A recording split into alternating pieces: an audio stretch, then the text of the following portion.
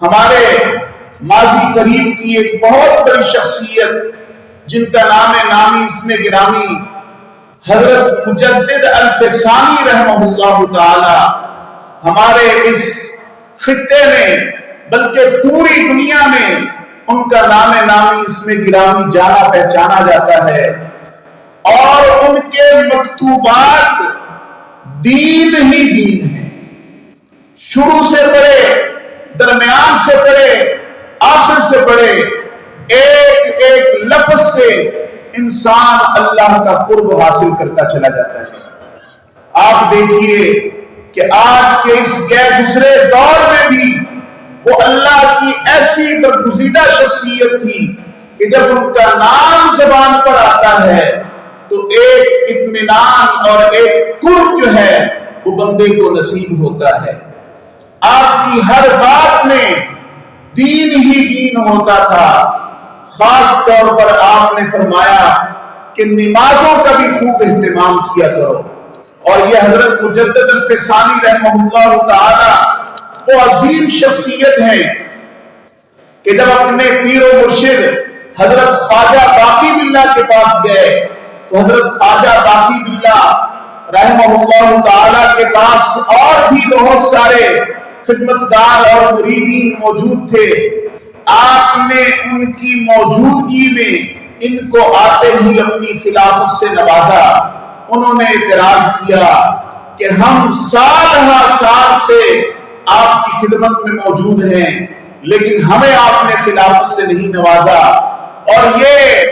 ابھی آپ کے پاس آئے ہیں اور آپ نے اپنی خلافت بھی انہیں عطا کر دی ہے۔ تو حضرت خواجہ باقی باللہ رحمہ اللہ تعالی نے بڑا خوبصورت جواب ارشاد فرمایا۔ آپ نے فرمایا کہ مجھے اس کے بارے میں تنگ نہ کرو، یہ جس کو تم دیکھ رہے ہو کہ یہ نوجوان ہے، ابھی لڑکپن کی عمر ہے، یہ کثیر العلم ہے اور قوی العمل ہے۔ اس کو اللہ نے علم بھی بہت زیادہ عطا کیا ہے اور اس علم پر عمل کرنے کی صلاحیت بھی اللہ نے سب سے زیادہ عطا کی ہے۔ اب آپ ان کی باتوں سے اندازہ لگائیے کہ ہم تو چھوٹی چھوٹی باتوں کو جو ہے وہ نظر انداز کر دیتے ہیں، بلکہ ہم تو بڑی بڑی باتوں کو نظر انداز کر دیتے ہیں۔ دین کی ایک ایک بات اس سختی کے ساتھ اس پر عمل کرتے تھے کہ وہ روح اس کی نصیب ہو جاتی تھی۔ اس عمل کی جو روح ہوتی ہے، ایک نماز کی شکل ہے اور ایک نماز کی روح ہے۔ نماز کی روح اس وقت نصیب ہوتی ہے جب انسان چھوٹے چھوٹے آداب کا خیال کرتا ہے۔ نماز کا اہتمام وہ تو بہت زور و شور سے، اب آپ دیکھیے ان کے مکتوبات کے اندر وہ فرماتے ہیں کہ نماز میں رکوع کی حالت میں انگلیوں کا کھلا رکھنا اور سجدے کی حالت میں انگلیوں کا جوڑنا یہ بھی نہایت ضروری ہے۔ چھوٹی سی بات ہے جس کو میں اور آپ نظر انداز کر دیتے ہیں، لیکن یہ ہمارے آقا حضرت محمد رسول اللہ صلی اللہ علیہ وآلہ وسلم کی سنت ہے، اس پر تاکید کر رہے ہیں حضرت مجدد الفسانی رحمہ اللہ تعالی کہ ان چھوٹی چھوٹی باتوں کا بھی جو ہے وہ لحاظ رکھنا بہت ضروری ہے۔ یہی وجہ ہے کہ ان کو یہ مقام، یہ مرتبہ،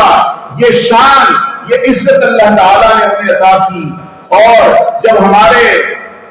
شاعر علامہ اقبال ان کی مرکز پر پہنچے تو ان کی زبان سے ان کی شان کے اندر بے ساختہ